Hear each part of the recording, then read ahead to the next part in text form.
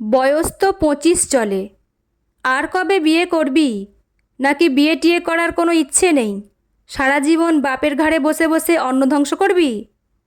সবে ভাত মেখে নিয়ে খেতে বসেছে হৈমন্তী। খাওয়ার সময় মায়ের কটূক্তি শুনে খাবার রুচি চলে গেল। এখন আর একটুও খেতে ইচ্ছে করছে না। মা কেন যে বেছে বেছে খাওয়ার সময়ই হৈমন্তীকে কটু কথা শোনায় কে জানে। হৈমন্তীর রাগ হয়ে গেল। ভাতের থালাটা ঠেলে দিয়ে উঠে দাঁড়াতেই মা ঠাস করে গালে থাপ্পড় লাগিয়ে দিল। চাপা কণ্ঠে বলল, খুব বেয়াদব হয়েছিস। খাবার ফেলে উঠে যাচ্ছিস কেন? এতে সংসারের অমঙ্গল হয়, জানিস না? অনেক কিছুই জানি মা। এই যে ভাত খেতে দিয়ে একটা রাস্তায় কুত্তাকেও কেউ মারে না, অথচ তুমি মা হয়ে কি থেমে গেলি কেন? কথা শেষ কর। কত ভালো ভালো ঘর থেকে তোর বিয়ের প্রস্তাব আসতো, অথচ তুই বারবার নাকচ করে দিয়েছিস। তোর বাবার বয়স হয়েছে, সে চিন্তা তোর মাথায় আছে? আর কিছুদিন সময় দাও মা। কিছুদিন করতে করতে 7 বছর পার হয়ে গেছে। আর কত সময় চাস? তোর মুখের দিকে তাকিয়ে দেখেছিস কি ছিলি আর কি হয়ে গেছিস? আগামীকাল তোকে দেখতে আসবে। বললাম তো আর কিছুদিন পর। মারবো ঠাটিয়ে এক থাপ্পড়। যার জন্য অপেক্ষা করছিস সেই ছেলেটা আদৌ তোকে বিয়ে করবে তো? করবে মা। শুনেছি চাকরি পেয়ে গেছে। এখন আর দেরি করছে কেন? বিয়ের প্রস্তাব নিয়ে আসতে বল। হৈমন্তী দীর্ঘশ্বাস ফেলে বলল, বলবো মা। রাজীবের আসতে একটু না অনেকটাই দেরি হলো। হৈমন্তী পার্কের বেঞ্চে চুপটি করে বসে আছে। রাজীব এসে হৈমন্তীর পাশে বসতে বসতে বলল, সরি, দেরি হয়ে গেল। হৈমন্তী রাজীবের মুখের দিকে এক পলক তাকালো। মানুষটা আগের থেকেও সুন্দর হয়েছে কি? দেখতে ভালো লাগছে। আজ 3 দিন যাবৎ রাজীবের সাথে দেখা করতে চেয়েছে হৈমন্তী। রাজীবেরই সময় হচ্ছিল না। অবশেষে আজ সময় হলো। হৈমন্তী বিরস মুখে বলল, মা খুব বিয়ের জন্য চাপ দিচ্ছে।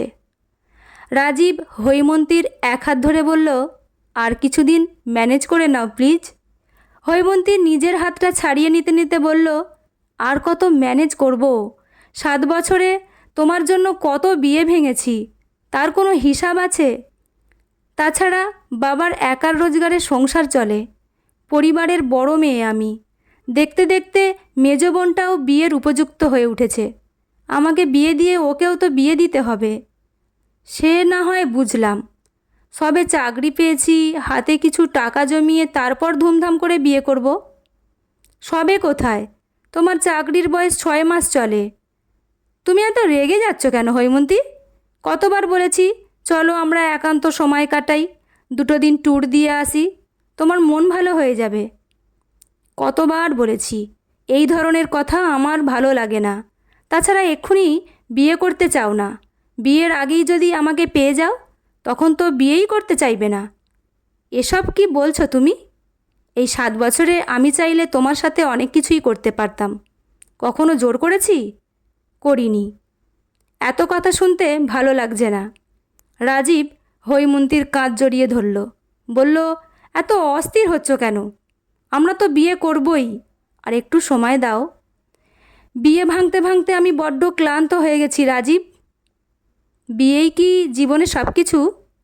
সব কিছু না, আবার অনেক কিছু। যাই হোক, এখন উঠি, 2 টিউশনি করে বাড়ি ফিরব। হৈমন্তী, মন খারাপ করো না, আমি তোমাকেই বিয়ে করব। আর একটু ধৈর্য ধরো সোনা। হৈমন্তীর বাড়ি ফিরতে ফিরতে সন্ধে লেগে গেল। আসার সময় সস্তায় কিছু কাঁচা বাজার পেয়ে গেল, কিনে নিয়ে এলো। কাঁচা সবজির পাশেই দেখলো মাছওয়ালা কুঁচো চিংড়ি ভাগা দিয়েছে 100 টাকা করে। বাবা লাউ দিয়ে চিংড়ি মাছ খেতে খুব পছন্দ করে। পার্স খুলে দেখলো সম্বল 100 টাকা আছে। এখন যদি মাছগুলো কেনে তাহলে পায়ে হেঁটে বাড়ি যেতে হবে। টিউশনির টাকা অবশ্য সংসার খরচ বাবদ হৈমন্তীকে দিতে হয় না। তবে বাবা একা হাতে সংসার 3 ভাই বোনের পড়াশোনার খরচ চালাতে হিমশিম খেয়ে যায়। হৈমন্তী টিউশনি করে নিজের পড়ার খরচ চালিয়ে বাকি যে কটা টাকা বাঁচে মায়ের হাতে তুলে দেয়।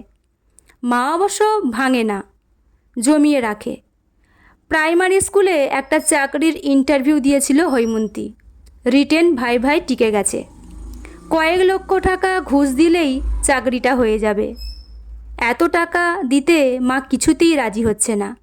বলছে বিয়ের সময় এমনিতেই কত টাকা লাগবে তার কোনো হিসেব নেই। এত টাকা ঘুষ দিয়ে চাকরি করার থেকে বিয়ে করা ভালো। তাছাড়া ইনকাম করে তো আর আমাদের খাওয়াবে না, শুধু শুধু আমরা কেন ঋণের বোঝা টানব। মা অবশ্য ঠিকই বলেছে। হৈমন্তীর দুজন বান্ধবী বিয়ের আগে চাকরি পেলেও বাবা মাকে টাকা দিতে পারে না। বান্ধবীর হাজবেন্ড খুব অশান্তি করে। যদিও যৌতুক দিয়ে বিয়ে করার একটুও ইচ্ছে নেই হৈমন্তীর, তবে যৌতুকটা সমাজের এমন এক প্রচলিত প্রথা হয়ে গেছে, না দিলে হাজারটা কটু কথা শুনতে হবে। এর জের ধরে পরবর্তীতে সংসারেও খুব অশান্তি হবে। মাঝে মাঝে খুব আফসোস হয় হৈমন্তীর। মাকে টাকা না দিয়ে প্রথম থেকেই যদি টাকাগুলো জমাতে পারত, তাহলে ঘুষের টাকা ও নিজেই ম্যানেজ করে ফেলতে পারত। একসময় বেশ মোটা অঙ্কের টাকা জমিয়েছিল হৈমন্তী। তখন রাজীব পুরোপুরি বেকার। কি একটা দরকারে 40,000 টাকা হৈমন্তীর কাছে ধার চাইল। এত টাকা হৈমন্তী কোথায় পাবে? এদিকে টাকাটা রাজীবের খুব দরকার। কোনো উপায় না পেয়ে নিজের জমানো টাকা আর স্বর্ণের চেনটা রাজীবের হাতে তুলে দিল।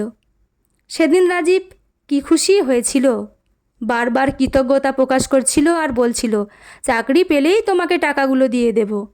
হৈমন্তীও ভেবেছে হয়তো চাকরি পেলে সত্যি সত্যিই টাকাগুলো শোধ করে দেবে। তবে এখন ভুলেও রাজীব সেই টাকার কথা বলে না। হৈমন্তীও চক্ষু লজ্জার জন্য চাইতে পারে না। মেয়ের হাতে এই ভর সন্ধ্যাবেলা মাছ দেখে হৈমন্তীর মা অমলা দেবী খুব বিরক্ত হলো। সে এই সময় ঠাকুর পুজো দিয়ে চা বানিয়ে নিয়ে টিভিতে সিরিয়াল দেখতে বসে। চায়ে চুমুক দিয়ে সিরিয়াল দেখার মজাই আলাদা। বলল, তুই কোন আক্কেলে এখন মাছ এনেছিস? আমি কিন্তু কুটতে পারবো না। কুটতে হবে না মা, শুধু বেছে নিলেই হবে। তাও পারবো না। বেশ, আমিই কুটে নেব। হৈমন্তী মাছগুলো রান্নাঘরে রেখে ঘরে চলে গেল। মেজ বোন হেমা খাটে বসে বসে এক মনে পড়া মুখস্থ করছে। হৈমন্তী বলল, কিরে, পরীক্ষা কেমন চলছে? ভালো। হৈমন্তী পোশাক পাল্টে রান্নাঘরে চলে গেল। মাছগুলো বেছে ধুয়ে নিল। ছোট ভাই হিমেল এসে বলল, কি করো বর্দি? এই তো মাছ সবজিগুলো ফ্রিজে তুলে রাখছি। আমাকে একটু নুডলস রান্না করে দাও। হিমেল এবার ক্লাস 10-এ পড়ে। ছাত্র তেমন ভালো না, তবে ফুটবল খেলার প্রতি ব্যাপক আগ্রহ। মেসির ডাইহার্ট ফ্যান। হৈমন্তীদের বাড়ি মফস্বল শহরে। আশেপাশে বিল্ডিং উঠে গেলেও টাকার অভাবে ওদের বাড়িটা এখনও টিন শেড। এল সিস্টেমের আধপাকা ঘর। থাকার 3টা রুম, একটা বসার ঘর, ঘরের সামনে বিশাল গ্রিল করা বারান্দা, বারান্দার এক পাশে রান্নাঘর, অন্য পাশে বাথরুম। উঠোন জুড়ে বিভিন্ন ফুল ফলের গাছ লাগানো। তার পাশেই বাড়িতে ঢোকার লোহার মেন গেট। হৈমন্তীরা 2 বোন যে ঘরে ঘুমায়, সেই ঘরের দক্ষিণের জানালার পাশেই শিউলি গাছ। এই দিন রাত 10টার পর থেকে ভোর পর্যন্ত শিউলি ফুল ফোটে, সুন্দর সুবাস ছড়ায়। প্রায় 2 বোন জানালার পাশে বসে গল্প করে। রাজীব ফোনে জানালো ওরা 8-10 জন বিয়ের পাকা কথা বলতে আসবে। হৈমন্তী মাকে বলতেই বাবাকে দিয়ে বাজার করালো। হিমা ঘরদোর পরিষ্কার করলো। হৈমন্তী মায়ের সাথে সেই ভোর থেকে মধ্য দুপুর লাগিয়ে কত শত পদের রান্না করলো। তারপর স্নান সেরে রাজীবকে ফোন দিল। 2 বার রিং হবার পর এখন ফোনটা বন্ধ দেখাচ্ছে। দুপুরে কারো খাওয়া হলো না। সময় গড়ায়, বিকাল গড়িয়ে রাত নামে, রাত পেরিয়ে মধ্যরাত। তবুও রাজীবরা আসে না। হৈমন্তীর মা সেই বিকাল থেকে মেয়েকে গালিগালাজ পারছে। কয়েকবার গায়েও হাত তুলেছে। হৈমন্তীর দিশেহারা লাগছে। রাজীব কেন কথা দিয়ে কথা রাখলো না? ওর কি কোনো বিপদ হলো? রাজীবের বিপদ হলো না ঠিকই, তবে হৈমন্তীকে 7 বছর বিয়ে করার আশায় রেখে একদম ভোরের দিকে ফোন দিল। বলল, আমাকে ক্ষমা করে দিও হৈমন্তী, তোমাকে বিয়ে করা আমার পক্ষে সম্ভব না। মাকে অনেক বুঝিয়েছি, মা কিছুতেই রাজি হয়নি। আসলে তোমার বয়স একটু বেশি দেখে আমার মা পছন্দ করছে না। আমি মায়ের কথার অবাধ্য হয়ে তোমাকে বিয়ে করতে পারবো না।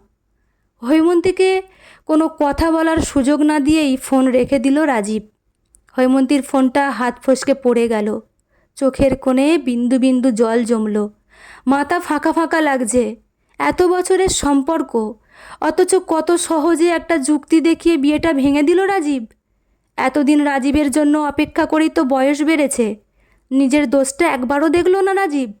আচ্ছা, 25 বছর কি খুব বেশি বয়স? গল্পটি এখানেই সমাপ্ত। লেখা ববিতা রয়, পাঠে আমি রিমি। আর হ্যাঁ, গল্পটি কেমন লাগলো জানাতে ভুলবেন না। দেখা হচ্ছে পরের গল্পে। ধন্যবাদ।